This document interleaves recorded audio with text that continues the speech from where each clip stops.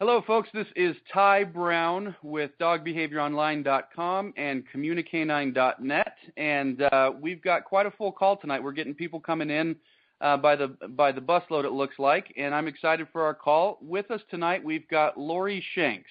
So first off, Lori, let me give you a big welcome and a big thank you for being on the call tonight. Thanks, Ty.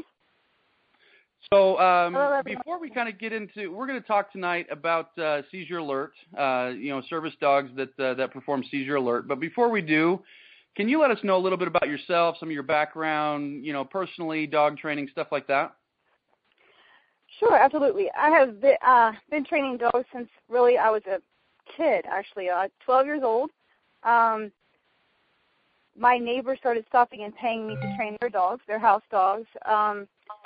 And it grew from there. At 16 and 17, although I was in a small town, I would go to the animal shelters and pull dogs that no one else wanted. I would spend time with them, however many weeks it took, get them to normal and find them families and homes. Offer training for them if they needed it after the dog was placed. So I've been doing this for a long, long time. I've always just had a knack for it. So if you've been doing this since you were 12, it's been at least 10 years then, is what you're saying, right? Oh yeah, I'm almost 40, so it's been a while. Yes. Okay. I was just trying to give you a long time. I've also worked in accounting, and I went to college and got a double major in business administration and accounting degree. But I've always trained dogs on the side, and I've been training dogs strictly professional for 10 years now.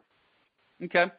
And towards the end of the call, I want to make sure we're giving people, maybe your website address or other ways that they can get in touch with you. But one thing that I really wanted to talk about, that is the reason why I contacted you, was Seizure Alert dogs.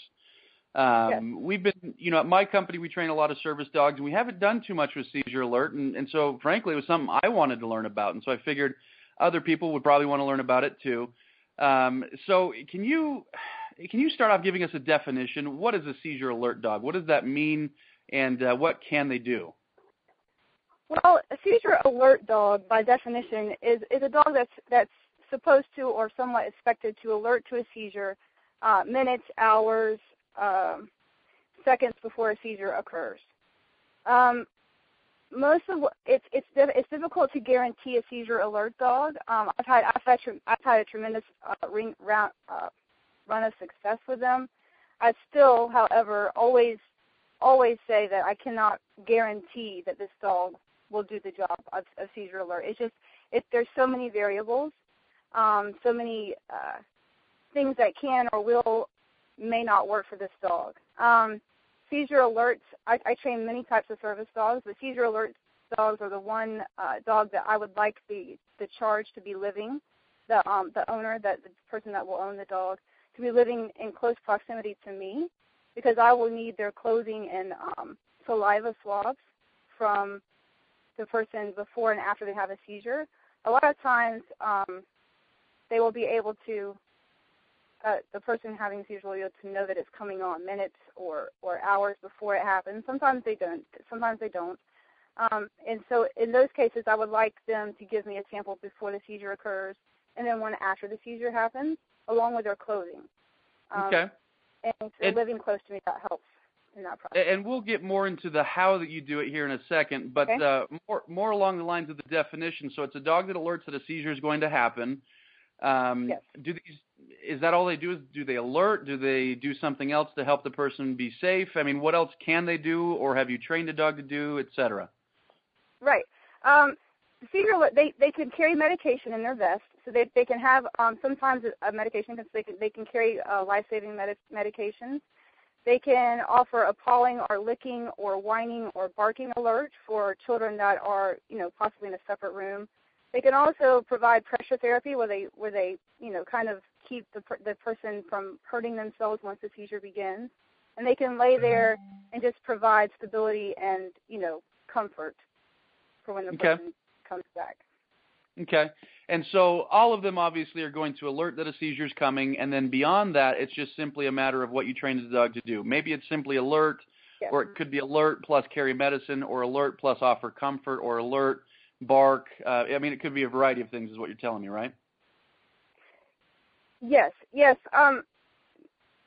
It's better to, I would say I train a seizure response dog, and then we have to train the alert once the dog is living with the charge most of the time, because that's a natural process that happens. The dog's going to do something naturally when we need to expand upon that.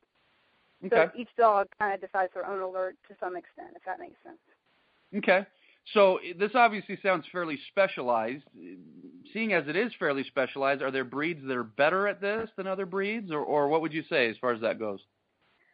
I'm not a breed person per se. I'm more of an individual temperament person, so I'm going to pick a dog based on that dog's set of characteristics and temperament. And that's probably one of the most important things about a seizure alert dog is the capacity to want and drive to want to be with their human. I mean, that's one of the strongest character traits I look for, regardless of breed. Okay. You know, I would say there's not exactly one breed that stands out. In my mind, that would be better than the others. Okay. Well, let's say you're, a client contacts you tomorrow. They're in your general vicinity. They say, we don't have a dog, but we want a seizure alert dog. So you're not necessarily looking at a breed. You're looking at characteristics. You go out with them tomorrow. What characteristics are you looking for in that dog? Well, first I would like to know. I need to know what kind of seizures they're having and what type of help they're going to need. If they're going to need a dog that's going to provide stabilizing benefits or pressure therapy, then it needs to be a heavier breed. It needs to be a larger breed dog. If they just need one that's going to bark or maybe retrieve medication, the size isn't really that big of an issue at that point. The character traits I would look for is if it's an older dog, I'm looking for a dog that is locked in on human companionship. I'd like the dog to want to work with me. I'd like it to at least try to pick up or fetch something. If it's an older dog, if it's a puppy, I can work that and I can raise it to do exactly what I need it to do for most part. But I need the puppy to be extremely human oriented, extremely tolerant. I need to be able to touch anything, anywhere, any place on the dog's body without any type of response or any type of sniffing, and I need it to have strong nerves. It cannot be shy or scared or run away. It needs to be a pretty confident dog. So you walk into that yard that has a litter of puppies. If I'm guessing right, based on what you're telling me, you want the dog that runs right up to you. He jumps all over you. He slobbers on you. You're dropping things and making noises, and he doesn't care. He likes to go fetch any little ball of paper that you throw, things like that. Is that fairly accurate, what you're saying? Yes. I like the puppy that is very oriented. I would take the puppy away. I would run all my temperament tests, such as throwing the ball. I would drop things. I would, open it. I would make sure that he doesn't have scared tendencies, but I also would leave the room. And the dog that finds for me most at that point, or it's like, where did she go? That looks a little bit disoriented because I have now removed myself in human contact from the dog. That's gonna be the winning dog, if that makes sense. Okay. Now, some people call that pack drive. Do you call that pack drive? Yes, it's social. Yes. Mm-hmm. So you want that dog that his greatest reward in life is just being next to you, right? Absolutely. Yes. That's okay. I am his shining star. Yes. Okay. Now, so if we've chosen the right dog, like you mentioned, maybe it's not necessarily the right breed, but we've got the right dog. He's got the right characteristics, the right traits. What are other prerequisites? We're going to get in here in a second onto the actual seizure alert and response. But what other kind of prerequisites do we have as far as obedience training or other things like that?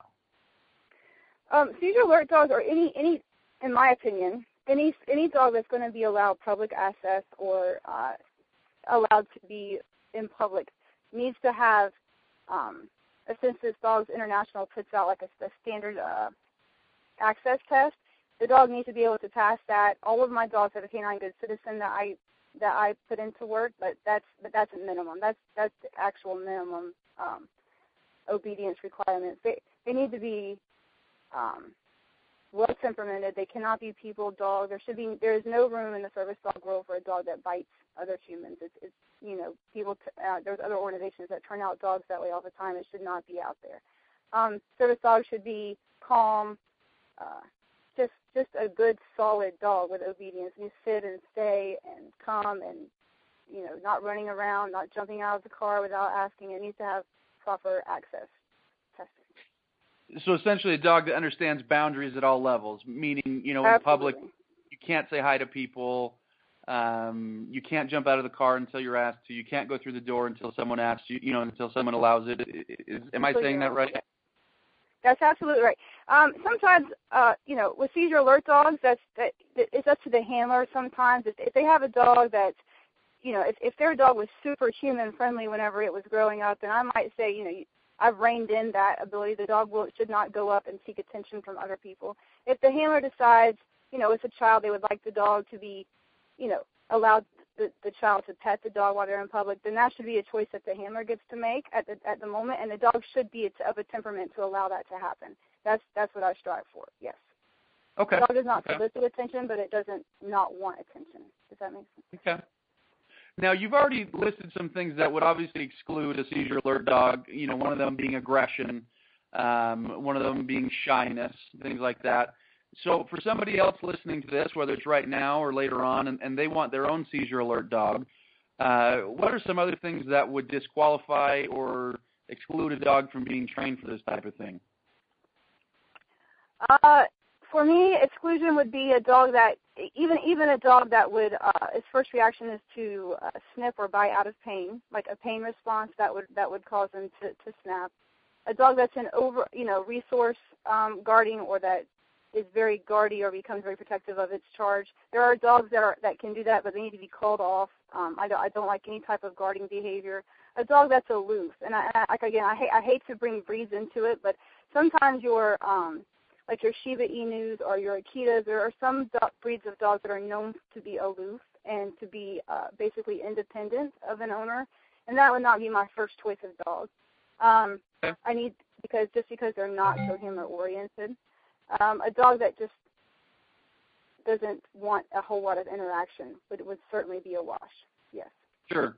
We always joke that a lot of the Asian breeds, the Shiba Inus, the Shar-Peis, they're kind of cat-like, very independent, right. Very clean. But yeah, so you're saying that just because they're of that breed doesn't necessarily exclude them, but if the dog is really aloof, that's not a dog that you would necessarily want to work with, right? Absolutely, yes. Okay. And for the record, I don't seizure alert dogs are one of the only types of service dogs that I will take a pet and try to work with that. Most of the time, I go and select a dog without using people's pets that they already own. So now why is that? Why would you a lot of times pets have behaviors that need to be corrected before you can start the service dog training. They either become shy or they become overly. A lot of pet dogs just are not raised to be working dogs, and in order to, you have to back up several steps to fix those problems. And it's just better to start from scratch and move forward, especially when you're dealing with a service dog. And I won't skimp on things like nerves and temperament. It's not, and And a lot of times owners also have already attached a personality or a relationship with their pet dog, and it's hard to break that and change the cycle and make that a service dog, in my experience. So, gotcha. But seizure alert dogs are one dog that I will try to work with if at all possible. Now, is the reason because it's likely they already have a super strong bond with their owner, and that's going to help the training?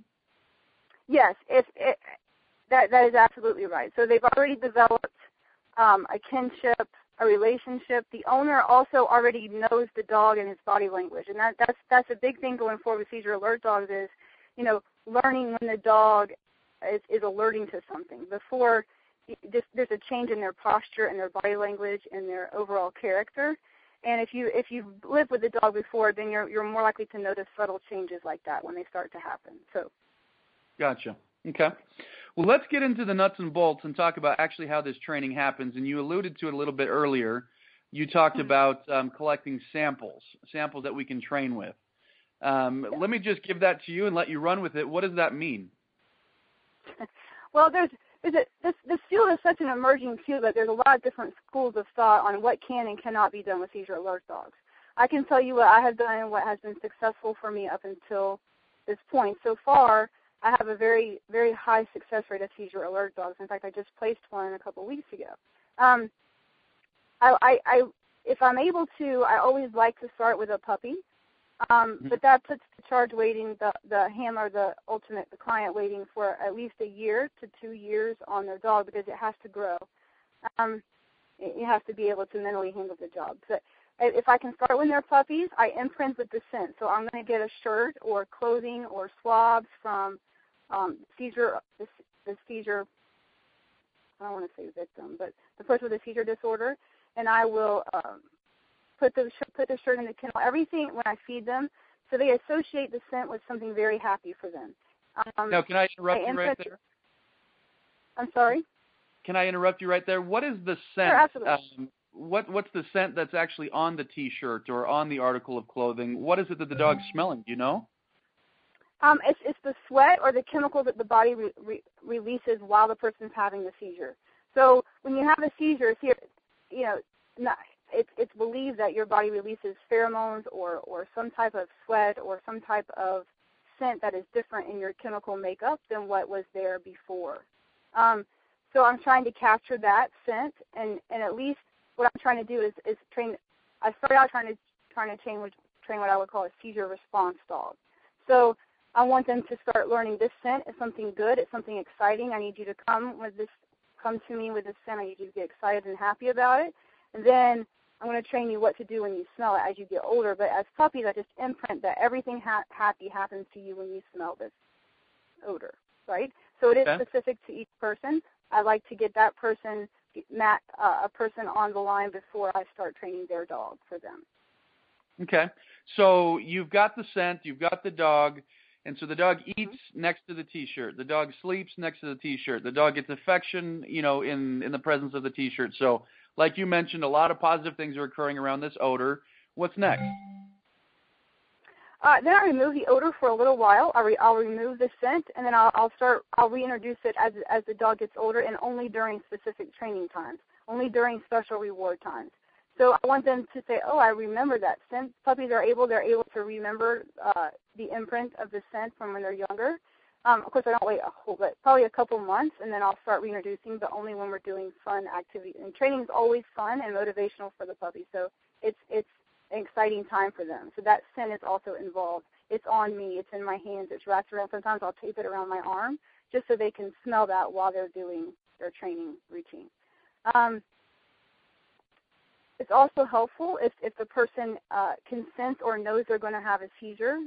Sometimes you'll hear people speak of like an impending fear, or they'll have a dizzy or they'll see spots. Something will happen to them before they have the seizure. And in that case, I want them to try and give me a saliva swab on cotton. It's difficult to do that. It's difficult to ask a person, I know you're about to have a seizure, but can you swab your mouth really fast? But some if they can do that, that's awesome. And they put it in a freezer bag, and I can use that to start training because there might be subtle chemical differences between before and after the seizure. And I want the dog to start looking at what happens before. So if I can get a before sample, that's like gold to me for what I do. Okay. So let's move on then. So we've got the sample. We've imprinted the puppy, so the puppy knows the odor. We took it away.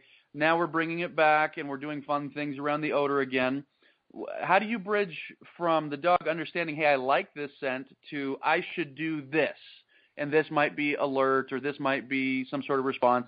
How do you bridge that gap to teach the dog a specific skill associated with that odor? Well, what I do is unique in the fact that I then bridge. I do scent detection as well. So then I'll start bridging the odor of this to a find it command, and I'll start asking them to give me a response, whether it's sit or a down or a licking of the material. So I want them to find it. I'll have them find it in a room full of things, and then I'll start the scent detection part training of that to where I then work in a response. And that response depends on what that person ultimately needs in their dog. If it's a down, if it's a bark, if it's a paw, whatever that person, that charge is going to need is what I start working into that individual dog. Okay. And so what then happens next? I mean, let's say, for example, let's say they want the dog to come up and sit next to them when they're about to have a seizure. How do you help the dog understand this odor? Now go towards it and sit. I mean, what do you do? I mean, yeah, take us through that a little. That's what happens during the detection. That's what happens during detection. So when they find the odor, I ask them to sit before they get their reward. So that response is worked into at that level when I bridge the scent detection type work into it. Then we'll have the odor out last time it was actually quite by accident. The dog I was training just most recently, she loves to play fetch, and we had just done like a hide and seek outside with the article of clothing, and I set it up on my car, and I was playing with her, and I'd forgotten that it was there, and I threw the ball over beside the car. She comes zooming back, and the dog loves to retrieve, and she stops dead right where I laid the article of clothing, and she sits and she stops, and she's ready at that point. If she's going to stop doing what she loves to mark the scent, that's an awesome. She's ready for that. But there always is that moment of, for me, a little bit of uncertainty when the dog goes into the home and starts to actually work, because I'm not exactly sure. There's always a slight chemical mystery as to what exactly happens. Will the dog just alert after the seizure because that's what she's been exposed to, or will she start to recognize the chemical changes before? And then you need to be able to be around and work with the owner while they're having a seizure, so you can make sure that you proof the alert and make sure that it's a solid one. So you need to have a close working relationship with your trainer, even if you have a fully trained dog in there. Okay. And so I'm imagining at first the alert becomes somewhat of on accident, like the dog happens upon the odor and sits, and then boom, the reward comes, and the dog might not realize it, but that happens 2, 3, 4 times, and suddenly the dog realizes, oh, if I smell the odor and I sit, that's when the reward comes. Am I getting that right? Yes, that's absolutely right. And if the dog doesn't want to sit, because we train them to focus in on the odor and lock there. If some dogs are not comfortable sitting because they're so locked in, we offer a verbal sit, and we offer a slight leash pressure. And as soon as they sit and refocus on the odor, then I do give them the reward. So, yes, they start to learn, I don't get this reward until I sit first, and I don't move. Like, I don't want them to sit and then jump up and run away. I want them to sit and stay. Okay. And then, so once the dog understands that, is the dog done? Are there more steps beyond that? That's usually I usually train that part, the very finishing touch of the alert is trained at the very end, because I need the obedience to be there first. So a lot of the time when the dog is learning the seizure stuff, a lot of the work goes into the access that we talked about, the public access testing, the temperament, getting the dog into be a working dog level temperament, where they can, the obedience is there, they can sit and stay. But usually the finishing touch is, yes, that's the last thing I do, is work in the response to the odor, yes. So it sounds to me like the training takes 2 courses. One course is making sure we've got really stellar obedience so that the dog can go in public and be a great, citizen out in public. And the other course is just doing a ton of work and teaching the dog how fun this odor is, how amazing this odor is. And then, boom, at the end, now that you understand how fun it is, here's what I want you to do when you smell it. Am I kind of summing that up correctly? Absolutely. And I want to point out that the response can vary. Sometimes the response is to hit the emergency dial button on a phone to call for help. Sometimes the response is to get medication. So depending on what the charge needs is what the dog can be trained to do when they smell the odor. So they can smell it and then say, oh, I need to hit the button. But it's all worked into the type of detection and scent training that's kind of at the end of their life, at the end of their life with me, actually. Gotcha. Well, let me ask kind of a qualifying question there, because you mentioned 2 things that sound really cool. One of those being going off and finding medication, and another being going off and hitting a phone, hitting an emergency number. Right. Both of those would require the dog to smell something and then move away from the odor. And so how do you do that? How do you because everything you've done so far is teach the dog, go to the odor. The odor is your friend. The odor is awesome. The odor is where rewards come. Now you're telling the dog, smell the odor, go away. How do you do that? Well, what you do is you teach them it's like chain commands or calling making a bridge. So you would chain it. So you would train the two commands separately. So I would train the dog to pick up the medicine kit. That would be one command, right? So I would train the dog to pick up the medicine kit, pick it up, and it would start off close to the odor, right? So after the dog can go pick up the medicine kit, no matter where it is, like it can find it, it needs to be in the same place. Now, when the dog goes home, the medicine kit should, it's the owner's responsibility to make sure that the medicine kit is in the same place once the dog is in the home, so they don't spend time searching for the medicine kit. But you train the medicine kit, and then you train the odor. You train them both separately at first, and then you chain the two commands together. So it's good, you found the odor, medicine kit, oh, you touched it, now here's your reward. So then they start bridging the two commands together, and it's really not that difficult. It takes a little extra time, but the dogs, they're incredible. Dogs are incredible creatures, to be honest. They're very, very, very good. Yeah, this is great information. This is really cool. Let me ask you this, because at my company, we've never actually done a full, from start to finish Seizure Alert dog, but we've helped a few people within the process.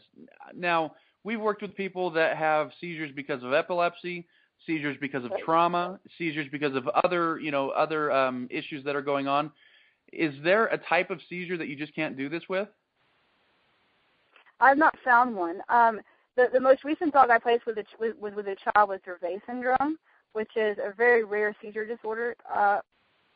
And there's I think there's like 1,600 kids in the world that suffer from this, and it's very rare. This particular child would have between 7 and 12 grand mal seizures a week, and can have up to 2 or 3 a day. So this is a child that lives with seizures. He's pretty much going to have one every day, and those are just the grand mal seizures. He has several tiny ones all throughout. So the parents, which was difficult because the parents would like the dog to only alert to the grand mal seizures, and not, because the dog would be alerting all the time if he alerted to every tiny seizure the little boy had. So that was a little more difficult in proofing the dog, saying, no, I don't want you to alert, thank you, but not this one.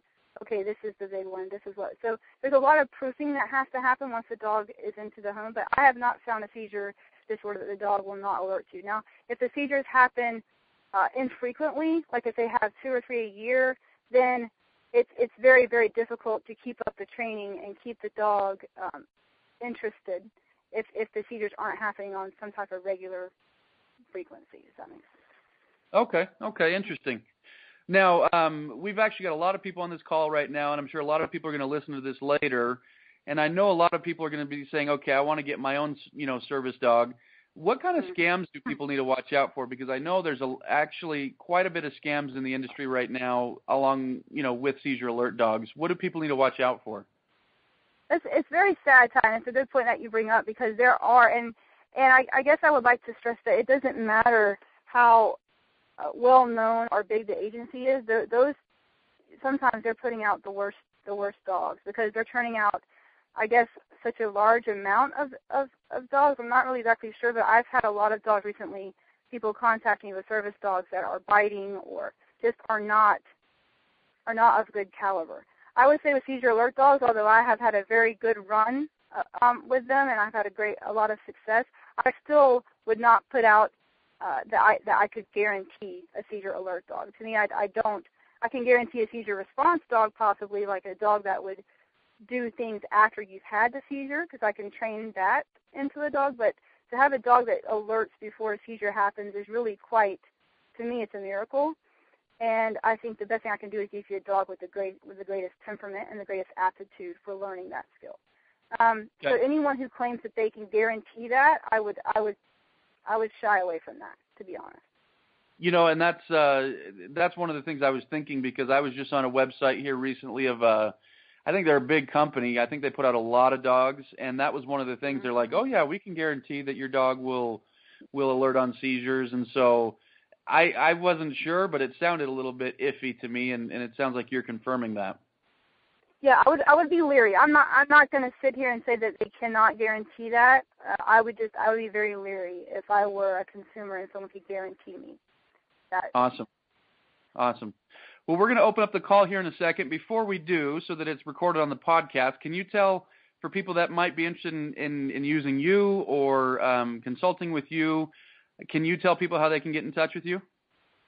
Right now, I just had a little boy, and I've gone off the radar a tiny bit. So I'm in the process of getting a website rebuilt.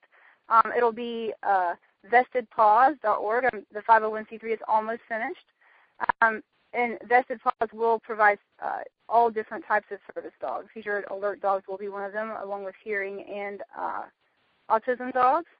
And the best way to reach me right now is on Facebook as Lori Culpepper Shanks, and my phone number, 678-215-7218 is the best way to reach me right now. Awesome. And it's Lori Culpepper Shanks. So, Lori, thank you so much for the information. I really appreciate you being on the call tonight. Well, thank you so much, Ty. It was a pleasure. Thank you for having me. All right, we're going to open up the lines now.